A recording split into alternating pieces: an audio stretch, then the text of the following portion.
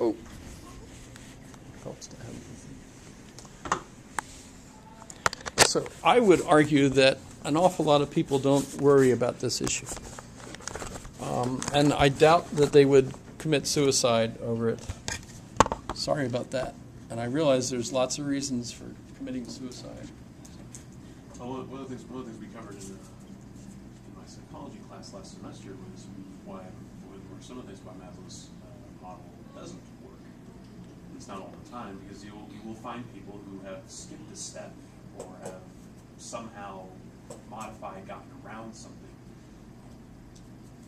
or they have all the prerequisites, but they don't reach full self-realization. But so. Yeah, so you also have that to contend with too. I mean, you find enemy was that also describes a lot of pious individuals, people who forego some one of the needs for self-actualization. But you start to realize there's flaws in that model. So. I remember in Peter Berger's book, The Heretical Imperative, where he's talking about how Americans are heretics. Like, the blessing of growing up as an American and the government asks you what's your religious preference. We're under the impression that you have the right to choose your own religious belief. Is that true for everyone? Grew up in this country, you feel like you have the right to choose your own religion? There's only one nation under God. But it doesn't say whose. Oh, no, but at the same time. Well, it is an interesting point that the United States is one of only a handful of nations in the world that actually does not have an official state religion.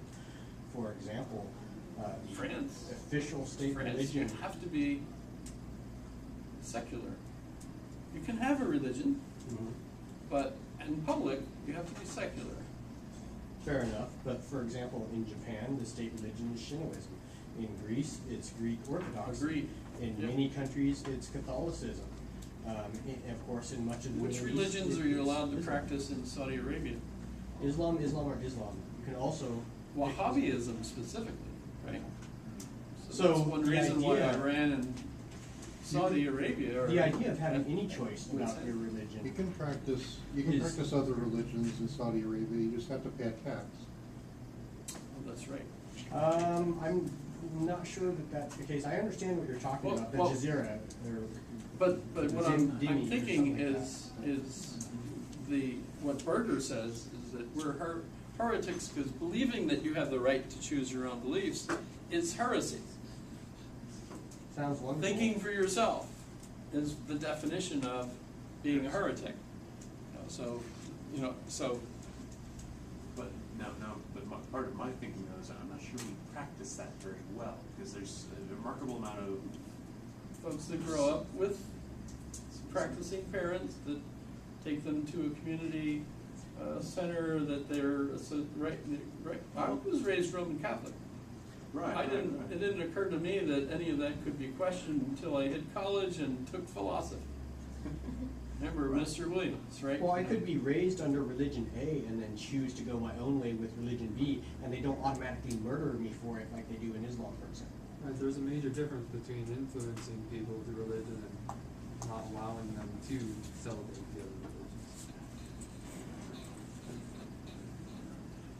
But so Berger, in visiting the Philippines, walking up to a village that had no electricity, was amazed because all the kids came running out and saw him walking up and said, "Kojak!" Which, anybody remember the TV series Kojak? Yeah.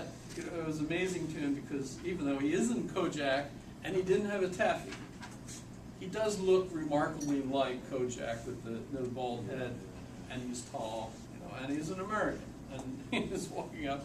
And the kids, obviously with no electricity, somehow were familiar enough with the TV show Kojak to think but the thing is, if you grow up in a community like that, everybody grows up believing in the particular religion of the community, believing in the roles that they're going to be farmers, and they're going to raise a family, And there's no doubt about that. And the only question they might have in their life is whether they do a good job in all of those roles, and not what roles they ought to have. But in the United States, you grew up and people ask you, what would you like to be?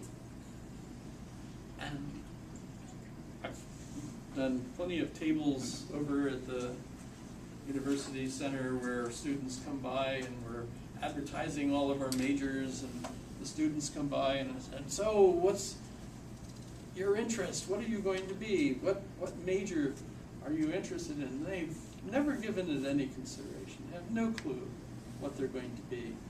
And I always point out, well, you ought to take philosophy then, because you can take 4 years of philosophy and graduate, and you still won't know what you want to do.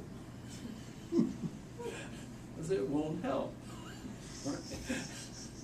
But you'll be able to make lots of money in the Army. I'm joking. No, I'm not. Yes, no, Howard. Well, it is uniquely awesome that we have the choices and the freedom and the opportunities that we do here. But it also kills people. Well, hey, nothing's perfect. Because you grow up and you might not ever choose what you're going to do. Or you might choose one path, follow it, decide that sucks, and be like, oh, thank God I'm not stuck with this crap and I can change it. Or you could be an incredible intellectual like David Foster Wallace, knows not only the meta-narrative, but the meta-narrative about the meta-narratives, and even create a meta-narrative himself about how boring it is to be dealing with all these meta-narratives. And when he was, what, 42? I forget. It was pretty. Killed himself, right? He It was a ready for the depression. next step, right? 46? Yeah. You said that last week too, because you read it. It was on the screen. I'm stuck on 42. Well, I read, 42. you read Douglas Adams recently. 42. Yeah. Is that why I'm stuck on 40? That's the answer, 42. What's the question? What is the, yeah. It's a hitchhiker to the, Yes, the idea. I'm stuck on 42. Sorry, It's the right answer. it's a joke, I suppose. Meaning of life and everything. 42. So she doesn't think that life is actually totally meaningless. She's just thinking in terms of all of these have meaning. But there's no big picture that puts it all together. Is that your interpretation of her argument? There's the one in the discussion here.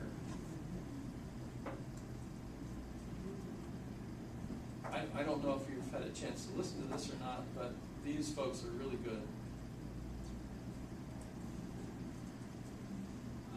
Not Scouty. He's very good. He teaches religion there. But this is the poetry teacher. Interpretation of this open sword could also be said to escape the charge of self-interest because in its openness. But I would just basically say, the thing that intrigues me with his is, he talks about the myth of the Sisyphus, right, where the poor guy has been condemned by the gods for stealing their secrets and giving them to men. And so, for all eternity, he has to roll a rock up the hill. As he gets it up towards the top of the hill, it rolls back down, and he has to go back down and roll it back up again, right? So this is like the definition of a meaningless life, meaningless task. Notice she talked about the housewife raising children, taking them to their soccer practice and picking them up and cleaning the house and cooking the meals and doing, I was raised in a household where I understood that the wife who raised the children had the most meaningful life of anybody.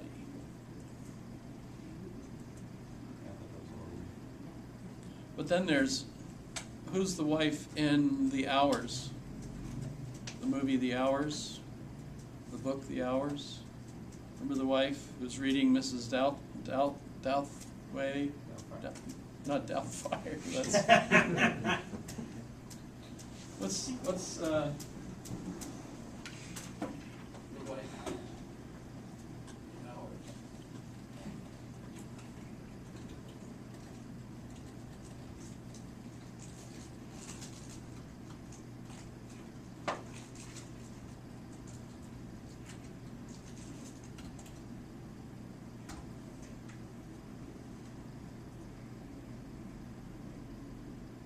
Rats.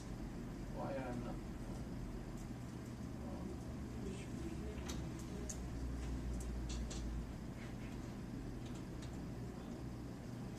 Why did you have to say that? Now I can't get out of it. He put a hex on us now.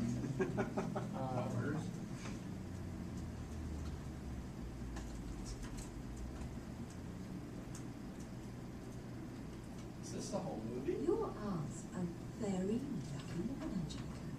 She has two lives. She has the life she's living, also the book she's writing. Mrs. Dalloway's. She would buy the flowers herself. Mrs. That's Dalloway cool. said she would buy the flowers herself. Sally, I think I'll buy the flowers myself.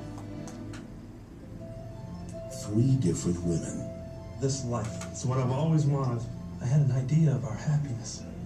each living a lie, I wish for your sake, Leonard, I could be happy in this quietness. each putting someone else's life Good morning, Mrs. Dalloway. first. That is what we do. That is what people do. They stay alive for each other. What about your own life? Just wait till I die, and you'll have to think of yourself. Never saw it? What's happening? He gives me that look to say your life is so trivial. It only matters if you think it's true.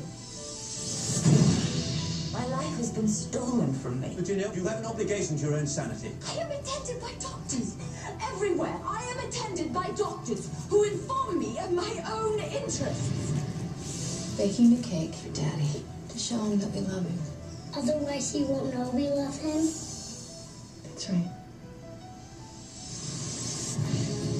You could, like, I don't know what's tell happening. him. I seem to be unraveling. Just say, Come to bed, Laura Brown. I remember one morning getting up at dawn. There was such a sense of possibility. And I remember thinking to myself, this is the beginning of happiness. I have lost those feelings forever. Mommy, I love you. Don't worry, honey. Everything's fine. You're my guy. To look life in the face. To know it for what it is.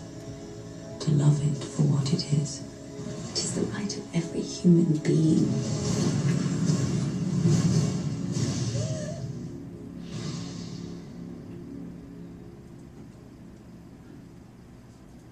I highly recommend it if you haven't seen it. Only thing is, then you watch it, and you don't want to cry. I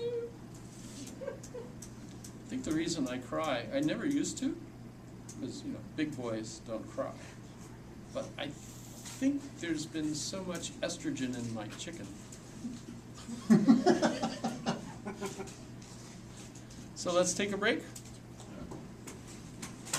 Is that a good idea? Oh, I forgot to give you a quiz question. I'll give you a quiz question when I come back up.